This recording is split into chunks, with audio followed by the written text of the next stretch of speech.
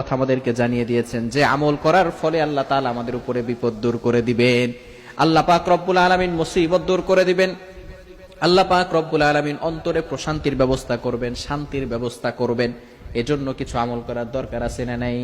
অবশ্যই আমরা আমল করার চেষ্টা করব। আমরা আমল ছেড়ে দিয়েছি, মসজিদেই আমরা যেতে চাই না। আল্লাহ তাআলার ফরজ বিধান আমরা ছেড়ে দিয়েছি। কিভাবে আমাদের উপরে শান্তি আসবে, কিভাবে সুখ আসবে? মনে রাখবেন, বর্তমান আমাদের অনেক সংসারে সুখ নাই, শান্তি নাই, কারণ আমাদের মাঝে আজকে কোরআন নাই। কোরআন নাই, আজকে আমাদের ভিতরে রাসূল সাল্লাল্লাহু আলাইহি ওয়াসাল্লামের সুন্নাহ নাই।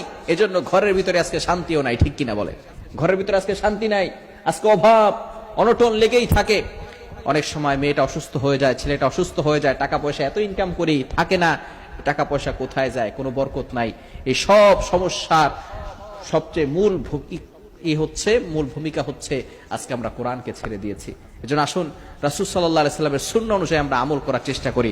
একটি দোয়ার কথা নবী সাল্লাল্লাহু আলাইহি ওয়াসাল্লাম আমাদেরকে জানিয়ে দিয়েছেন। একটি দোয়া 7 বার পড়লে আল্লাহ পাক রব্বুল আলামিন 70টি বিপদ দূর করে দিবেন। দোয়াটি হচ্ছে লা হাওলা ওয়ালা কুওয়াতা ইল্লা বিল্লাহ ওয়ালা মালজা মিনাল্লাহি ইল্লা ইলাইহি। এই ছোট্ট দোয়াটি পড়তে পারবো না ইনশাআল্লাহ?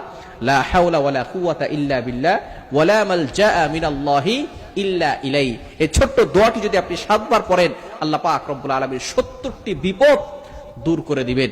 70টি বিপদ থেকে আল্লাহ আপনাকে হেফাজত করে দিবেন।